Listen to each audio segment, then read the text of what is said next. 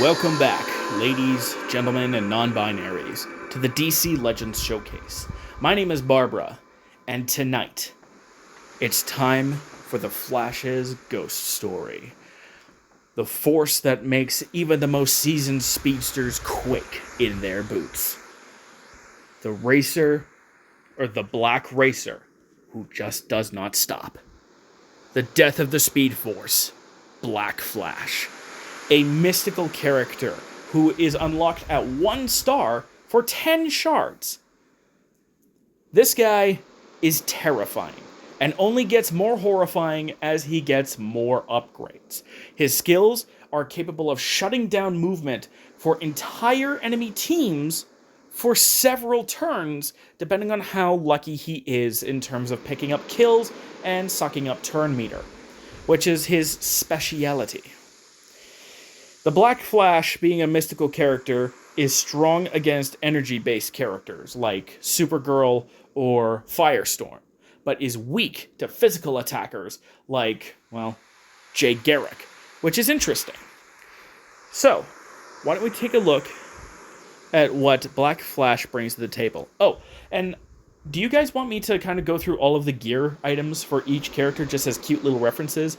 Because if so, I'll do a catch-up video on Wednesday elaborating on what all the gear pieces are instead of just kind of ignoring them, because I bet you some of you Flash fans are a little bit wigged out by what the Black Flash has off to the side there.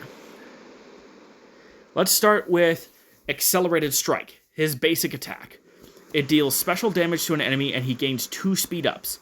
It deals a 5% additional damage per speed up to the 10 speed ups, meaning up to 50% extra damage. For a basic attack, that is still going to sting, especially if you start getting some of the higher damage upgrades that you see here. As a legendary buff, he gains a 3rd speed up that does not extinguish. It is permanent, unless removed. Speed up is, increases how fast you get turn meter, which is self-explanatory. And permanent status conditions permanent buffs are something you need to watch out for and be ready to eliminate.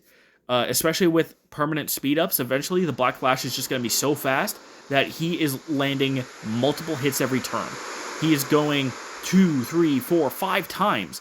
And because those count as individual turns for Black Flash, some of his attacks actually go down, or actually become available off rip and can really start to sting, which we will see shortly. Speedster's Ghosts. A 15% turn meter down to all enemies and a 50% chance to apply 25% turn meter up to all allies, which, as you can see, goes up over time. With the legendary upgrade, you apply Doom to a random enemy. Doom is a delayed death. After 4 turns, after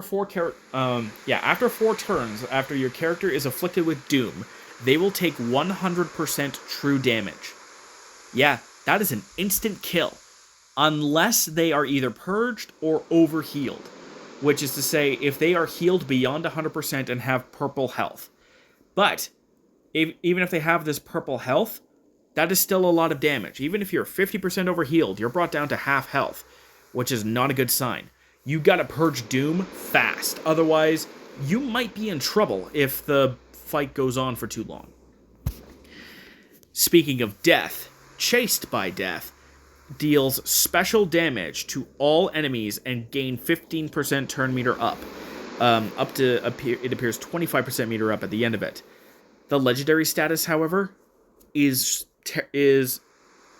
what really sets Black Flash apart. It resets the turn meter for everyone. Everybody starts at the beginning. I believe anybody that gets turn meter from hits gets that turn meter afterwards because of how timing works. But still, if you are 95% ready to start attacking with everybody on the turn and Black Flash uses this, sorry, you start from the beginning. Your turn got removed by Chased by Death at Legendary, which is terrifying. Horrifying, even. Nightmare of a Speedster. A 15% chance to gain a light overheal and 2 intelligence ups every time an ally gains turn meter up. Now, every time an ally gets turn meter up, that's fun. And then getting the intelligence ups means that any special attacks get extra damage, like Accelerated Strike and Chase by Death. However, one thing to keep in mind is it also grants the Black Flash a light overheal. Overheals are what generally happens with heals. There are very few characters anymore that do just heals. In fact, the only one I can think of is Zatanna, which is unfortunate. And Zatanna used to do overheals, actually. So what this overheal means is that you will still heal normally, but if you are at 100% health, you gain more health beyond that purple health I was talking about. And his final passive is Back to the Speed Force. A 75% chance to gain 2 permanent speed ups every time an enemy dies. Great for countering characters that can resurrect, because that means you can smack them back to the grave faster. And a 75% chance, and this chance also resets the Chased by Death cooldown. So if you get those 2 permanent speed ups, you're also resetting the turn cooldown, which I believe is 3 turns, for this. Meaning that if you kill someone with Chased by Death, you get to use it again, immediately, potentially. But what is preferred is to actually, if you have this on cooldown, just smack them with Accelerated Strike. Or wait for somebody to kill that enemy after you use Speedster's Ghost to lower their turn meter, and then suck the rest of the turn meter away with Chase by Death. With legendary upgrades, this is where it gets interesting, because all 3 of these are great. Me personally, I started with Chase by Death and then went back to the Speed Force, and then did Accelerated Strike. But if you did Accelerated Strike, Chase by Death, back to the Speed Force, that's perfectly acceptable too. Doom is not something you generally have to worry about in most fights, particularly in the PvP, but if you have a particularly stubborn enemy, Penguin, Big Barda, that might not be a bad shout. And then Nightmare of a Speedster, its legendary buff, save it for last, it's not good. Also gain crit immunity. Great, he's immune to critical hits. What is that compared to resetting enemy turn meter or resetting this particular attack? This synergy alone completely makes Nightmare of a Speedster's legendary upgrade irrelevant, basically. It's almost comical how irrelevant that is. So how are we going to test out the Black Flash? Well, I'm glad you asked. We're actually going to go build a team. In DC Legends, you can build up to 6 teams and kind of shuffle them around as you need. This team I'm using for the Superwoman challenge, so this will be a temporary replacement. Let us build ourselves a villain team, starting with our mystical speedster. Oh no, we need something with leadership bonus, so we'll come back to him later. Let's start off with who has a team leader bonus here. Who's a good team leader bonus? Oh, I know. Survival Suit Lex Luthor. Then Black Flash. Then Reverse Flash. And then let's take a look at physical villains, see if any jump out at me. Weird that Talia and Sheila still count for that. Let's do Poison Ivy. Why not? We need a little extra green. And we're going to take this fight back in here, because this will give us the best opportunity to show off just how terrifying this team actually is. Okay, so that's just a little bit too high, so let's go back here. Perfect. That's exactly the ticket. So, the predominant focus for this video is the Black Flash.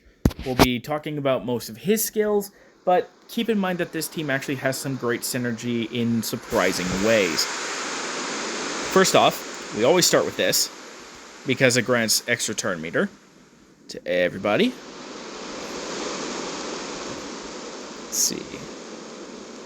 Let's do this one. Sorry, I had to double check because I couldn't remember what Reverse Flash did. It's been a while since I last used them. Then we do this.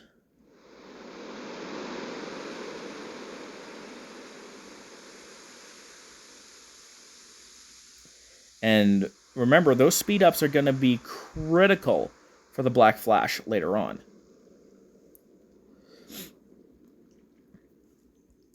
So any chance to give Black Flash speed ups or chances to deal extra damage are always appreciated. We'll save this one for later. Let's see, turn meter down. Probably just best to just do a basic attack. But let's start hitting people. Whap, whap, whap, whap, whap, whap, whap. That killed, giving me extra speed. And it would have potentially reset the turn meter as well. 2 taunt and 2 stamina up. Let's put that on Lex. Now, let's hit everybody with this attack. Boom. That did not kill, but that reset their turn meter entirely. Let's reset this guy's turn meter. And then slow them down again. You can very quickly see where Black Flash becomes a problem when he gets team synergy like this, rockin' and rollin'. We kill. Black Flash gets some speed ups. No, not this time. Maybe I'll get it this time. Nope. How about now? 75% chance. So sometimes roll the dice. There we go. Which means, remember, we used that move earlier. But now it's fully recharged. I'm going to try and wait and see. Now he gets to go again. But this time, because everybody's at half, I'm just going to run them over. Killed them. Did not reset this time. I don't think. But again, if you allow the Black Flash to steamroll the opponent, to steamroll through, and get, or not steamroll, if you allow him to get these buffs, to ramp himself up, then all of a sudden, he becomes unstoppable. Obviously, you're not going to let that happen, right? I would hope not. Because if you do, well, you're just going to be left in the dust. And you know, one must be very mindful of when the Reverse Flash strikes. Or not Reverse Flash, of when the Black Flash strikes. And that basically does it for Black Flash. There isn't really much else to say about this guy.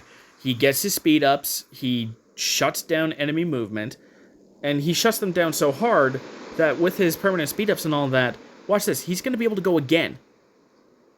Oh, well, I guess Eobard's going to steal the glory, but that's very much a character for him.